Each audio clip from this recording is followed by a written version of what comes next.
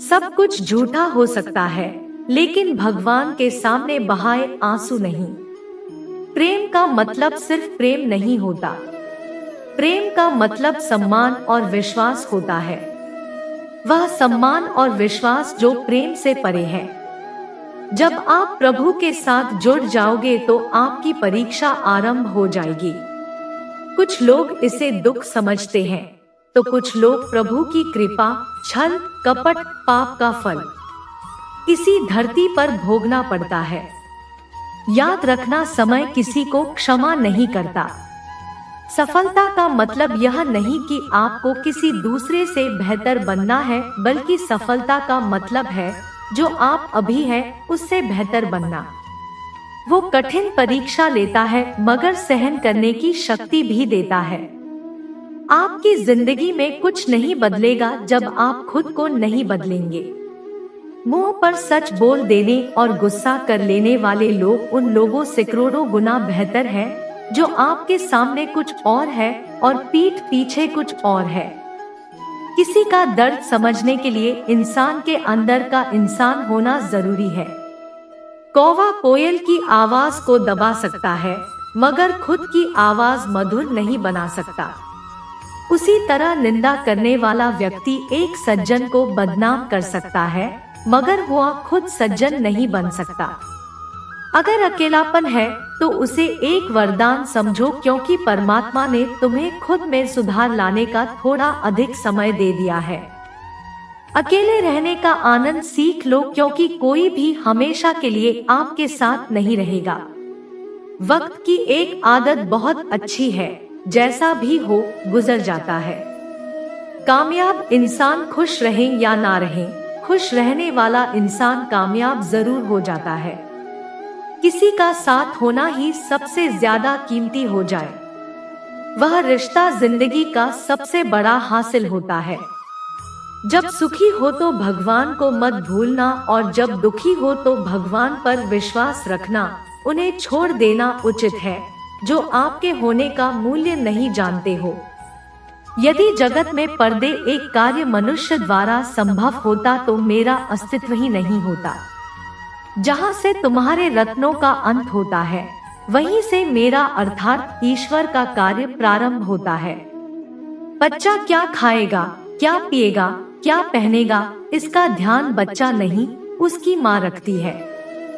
हमें क्या देना है, क्या नहीं देना है, स्वयं भगवान देखते हैं। झूठ और दिखावे की रफ्तार कितनी भी तेज हो, पर मंजिल तक केवल सच ही पहुंचता है। लोग रंग बदलते हैं, मुरली वाला वक्त बदल देता है। मन एक सुंदर सेवक और खतरनाक स्वामी है। मनुष्य को जीवन की चुनौतियों से भागना नहीं चाहिए, ना ही भाग्य और ईश्वर की इच्छा जैसे वाहनों का प्रयोग करना चाहिए। साथ बने रहो जब तक तुम्हारा सही वक्त नहीं आ जाता। इंसान का सबसे अच्छा मित्र सोहे की आत्मा और मन होता है, जो अच्छी बातों पर शाबाशी देता है और बुरी बातों पर झकझोरता है। खाली हाथ आए हैं, खाली हाथ ही जाओगे। आज जो तुम्हारा है कल किसी और का होगा, इसलिए तू जो कुछ भी करता है उसे भगवान को अर्पण करता चाहिए। स्वास्थ्य सबसे बड़ा उपहार है, संतोष सबसे बड़ा दल है, वफादारी सबसे बड़ा संबंध है। छल करोगे तो छल मिलेगा, आज नहीं तो कल मिलेगा। जियो के जिंदगी सच्चाई से तो सुकून, हर पल मिलेगा उपवास, हमेशा अन्न का ही क्यों। लोभ, लालच, गिरना, चुगली, क्रोध और गंदे विचारों का भी होना चाहिए। मन का संकल्प और शरीर का पराक्रम यदि किसी काम में पूरी तरह लगा दिया जाए तो सफलता अवश्य मिलती है। भाग्य के दरवाजे पर सर पीटने से बेहतर है कर्मों का। तूफान पैदा करे, दरवाजे अपने आप खुल जाएंगे। क्रोध की अवस्था में भ्रम जन्म लेता है, भ्रम बुद्धि को नष्ट कर देता है। बुद्धि के नष्ट होते ही व्यक्ति का पतन हो जाता है। पानी बढ़िया दांत छोड़े तो विनाश होता है, यदि मानी बढ़िया दांत छोड़े तो सर्वनाश होता है। किसी को धोखा देना एक कर्ज है जो आपको किसी और के हाथ में एक दिन जरूर मिलेगा। कलयुग है, हमेशा तैयारी के साथ ही रहना। मौसम और इंसान कब बदल जाए इसका कोई भरोसा नहीं। भगवान कहते हैं, तुम मेरी ओर देखोगे, मैं भी तुम्हारी ओर देखूंगा। तुम जिस भाव से मुझे याद करोगे उसी भाव से मैं तुम्हारे पास आऊंगा। बदला लेने के लिए मत सोचो, आराम से बैठो। जिन लोगों ने आपके साथ बुरा किया है, अंत में उनके साथ भी बुरा ही होगा। इस दुनिया में जुनून जैसा कोई आँख नहीं, मूर्खता जैसा कोई जाल नहीं है, नफरत जैसा कोई दरिंदा नहीं है और लालच जैसी कोई धार नहीं है।